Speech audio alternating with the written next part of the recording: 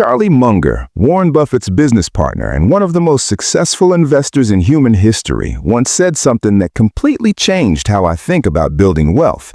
He said, "The first 100,000 is a bitch, but you gotta do it." He didn't say the first 100,000 is difficult. He didn't say it's challenging. He called it a bitch.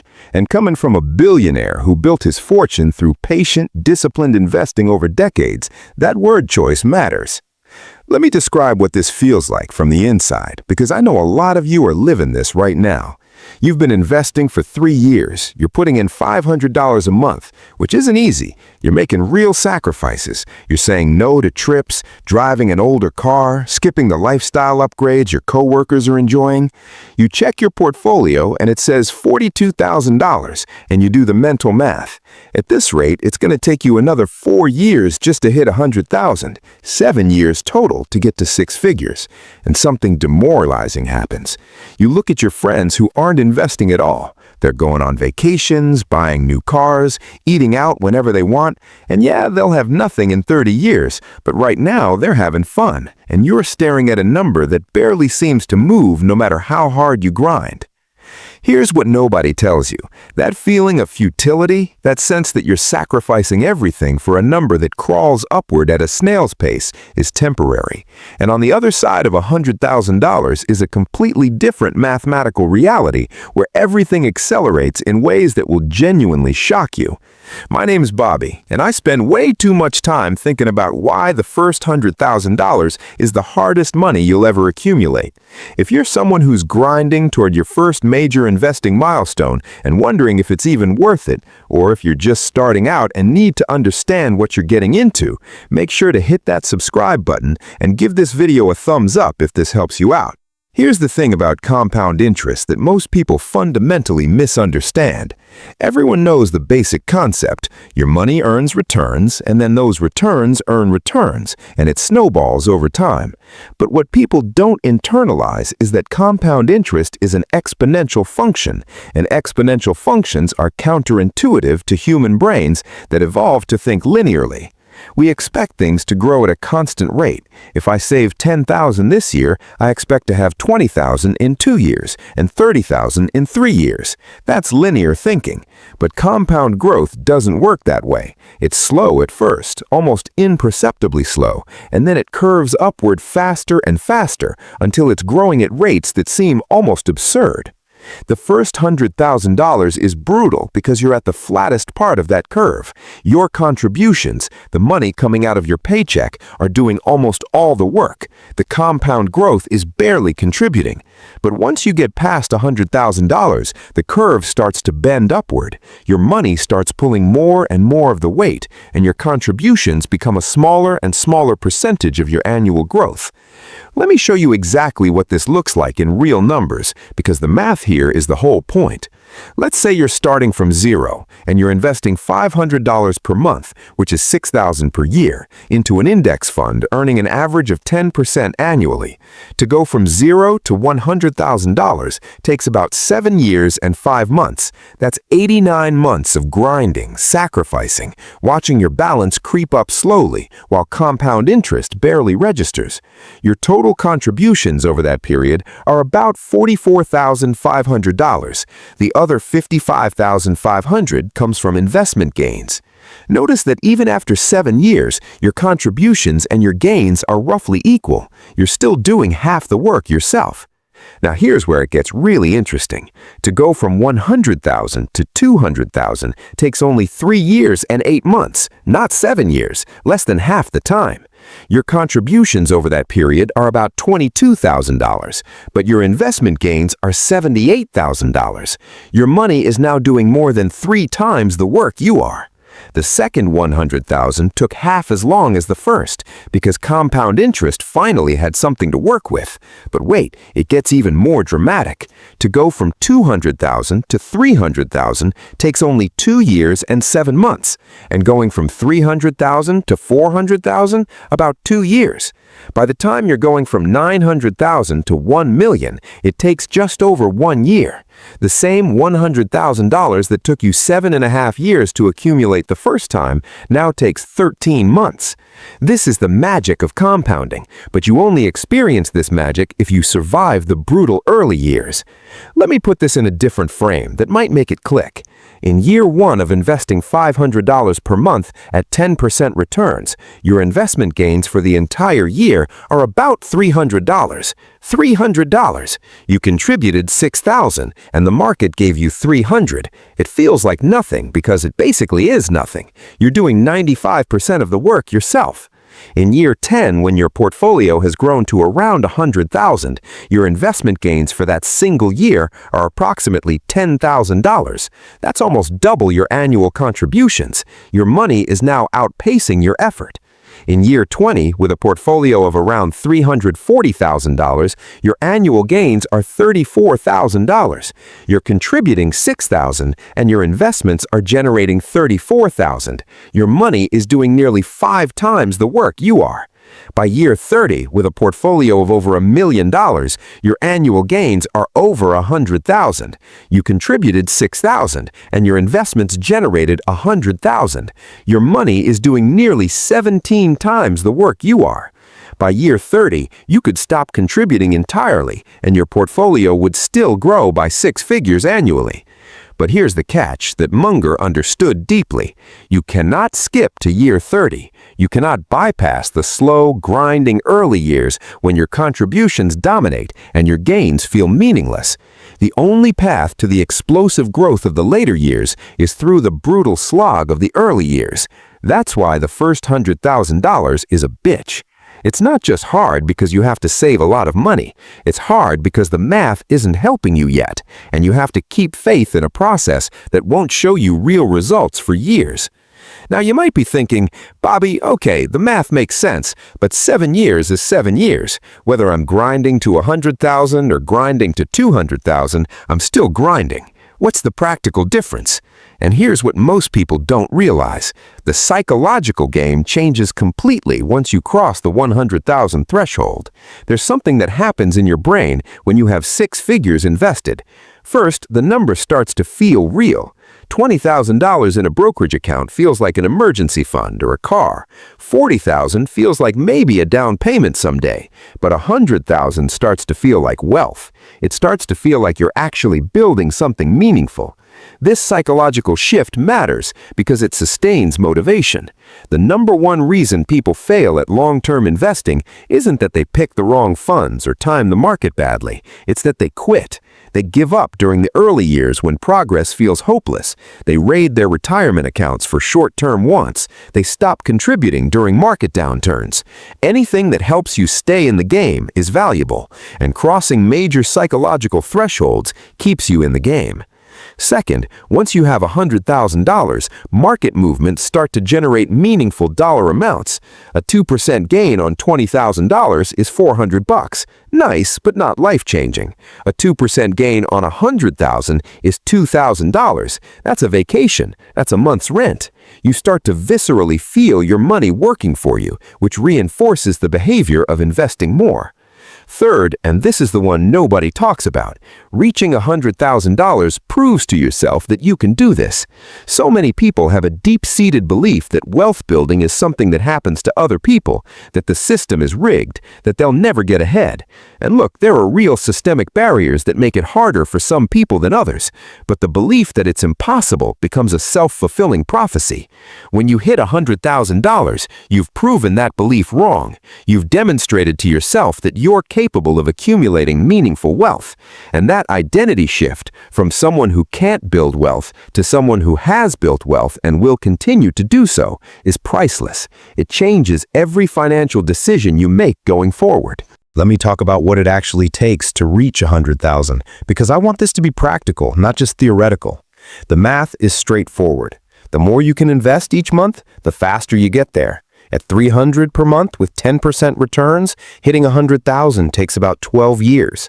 At $500 per month, it takes about 7.5 years. At $1,000 per month, it takes about 4.5 years. At $1,500 per month, it takes about 3.5 years. And at $2,000 per month, you're looking at about 2 years and 10 months. I know that investing $2,000 a month sounds impossible to a lot of you, especially if you're early in your career. But here's the thing, you don't have to start there. The key is to increase your contributions over time as your income grows. If you're investing $500 a month at age 25, but you increase that by $100 every year as you get raises and promotions, you'll hit $100,000 much faster than the static 7.5-year calculation suggests. The worst thing you can do is hear 7.5 years and feel defeated before you start. The average time to $100,000 for people who start early and increase contributions as they go is often closer to 5 years. This is where it gets really interesting because I need to address the flip side of the first $100,000. What happens if you never get there? According to the Federal Reserve's Survey of Consumer Finances, the median retirement account balance for Americans aged 35 to 44 is about $45,000. The average is higher, around $140,000, but the average is skewed by the wealthy few. The median, the person right in the middle, has $45,000. That means half of Americans in their late 30s and early 40s haven't even reached the halfway point to $100,000. They're 40 years old and still stuck in the flat part of the curve, where compounding provides minimal benefit. And it gets worse as people age. The median retirement balance for those 55 to 64 is only $185,000. These are people within a decade of retirement, and their money has never really started compounding significantly. $185,000 at 60 sounds like a lot to someone who's 25, but at a 4% withdrawal rate, that's $7,400 per year in retirement income. That's about $600 a month. Combined with Social Security, maybe you're looking at $2,500 a month total. That's not a retirement, that's survival. The tragedy is that many of these people earned plenty of money over their careers. The median lifetime earnings for an American worker is about $2 million. $2 million passes through the average person's hands over their working life, and they end up with $185,000 to show for it, less than 10% captured as wealth. And the reason is almost always the same. They never prioritized reaching that first $100,000. They never pushed through the brutal early years. They started and stopped, contributed during good years, and withdrew during bad years. Never built enough momentum for compounding to take over. Here's a statistic that should terrify you. According to Vanguard's How America Saves report, the median 401k balance for their participants aged 25 to 34 is $12,000. These are people at companies that offer 401ks, which is already a privileged subset of workers, and the median balance is $12,000. If they stay on that trajectory, they'll never escape the flat part of the compound curve. They'll work for 40 years and have almost nothing. Let me share what I call the $100,000 mindset, because getting there isn't just about the math. It's about making the first $100,000 an obsession, not in an unhealthy way, but in a focused, prioritized way that recognizes this milestone for what it is, the single most important financial target of your life. Every other financial milestone after $100,000 is easier. $200,000 is easier, $300,000 is easier, $1 million is easier, but you'll never get to any of them without conquering the first $100,000. This means treating the first $100,000 as a non-negotiable priority. It means that when you get a raise, half of it or more goes straight to increasing your investment contributions. It means that when you get a bonus or a tax refund, it goes directly into your brokerage account. It means that you evaluate every major spending decision through the lens of, does this help or hurt my progress to $100,000? Want to upgrade your apartment to something nicer that costs $400 more per month? That's $4,800 a year that's not being invested. At 10% returns over 30 years, that's over $400,000 in lost wealth. Is the nicer apartment worth $400,000 to you? When you start doing this math on every decision, the path to $100,000 becomes much clearer. Now, I need to address something important because I don't want this video to feel hopeless if you're starting late. Let's say you're 40 years old and you've got basically nothing saved. Is the first $100,000 still worth grinding for? Absolutely, and here's why. First, the math still works. It just works over a shorter timeline. 100,000 at age 45 invested for 20 more years at 10% becomes about 670,000 by 65. That's not what you'd have if you started at 22, but it's transformative compared to having nothing. Second, starting late often comes with higher income. If you're 40 with an established career, you might be able to invest $2,000 or $3,000 a month, which dramatically compresses the timeline to 100,000. A 40-year-old investing $2,000 monthly can hit 100,000 in less than 4 years. Third, getting to 100,000 late is infinitely better than never getting there at all. The difference between retiring with 600,000 and retiring with nothing is the difference between modest security and desperate poverty. It's never too late for that difference to matter. Let me give you a practical framework for accelerating your path to 100,000 because I want you to take action after this video, not just feel informed. The first lever is your savings rate. Every percentage point you can add to your savings rate matters enormously in the early years. Going from saving 10% of your income to 15% sounds like not much, but it can shave a year or more off your journey to 100,000. Track your spending ruthlessly. Eliminate vampire costs, the recurring charges you don't notice. Negotiate your bills. Do whatever it takes to find an extra $200 or $300 per month, because in the early years, those extra contributions are worth far more than the compounding they'll eventually generate. The second lever is your income. I know this is easier said than done, but every dollar of additional income is a potential dollar of additional investment. Whether that's a side hustle, overtime, a job switch for higher pay, or developing skills that command higher salaries, your income is the cap on how fast you can save. At a 50% savings rate, someone making $40,000 can invest $20,000 a year. Someone making $80,000 can invest $40,000. The higher earner will hit $100,000 twice as fast, all else equal. The third lever is asset allocation, and this is more nuanced. In the accumulation phase, especially when you're young, you want growth. That typically means being heavily weighted towards stocks, probably 90% or more. The volatility will be scary, but you have decades to recover from any downturn, and the higher expected returns of stocks will get you to 100,000 faster than playing it safe with bonds. That said, you need to actually stay invested during downturns. An allocation you can't stick with is worse than a suboptimal allocation you can hold through and through. The fourth lever is time. The earlier you start, the more time compound interest has to help you.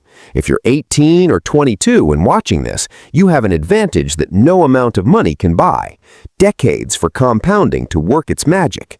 A 22-year-old investing $300 a month will hit 100,000 before a 32-year-old investing $500 a month, despite saving less annually. Time is the most powerful variable in the compound interest equation, and it's the only one you can never get back. I want to close with a visualization that I hope stays with you. Imagine a flywheel, a massive, heavy disc that's incredibly hard to get spinning. When you first start pushing, nothing seems to happen. You push and push and push, and the thing barely moves. This is the first 100,000. Your efforts feel wasted. The progress feels insignificant. You wonder if you should give up and go do something where you can see immediate results.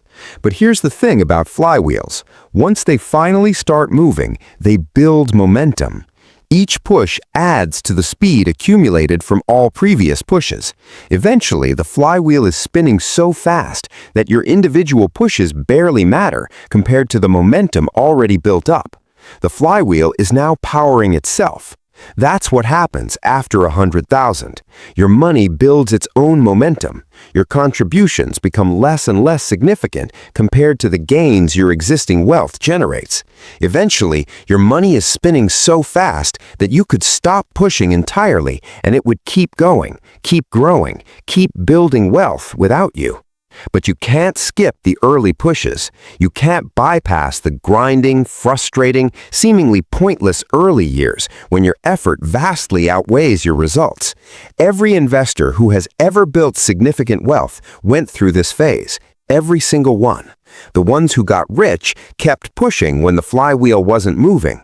The ones who stayed broke gave up. and walked away. Charlie Munger called the first 100,000 a bitch because it is. It's the hardest money you'll ever accumulate. It takes the most discipline, the most sacrifice, the most faith in a process that isn't yet rewarding you.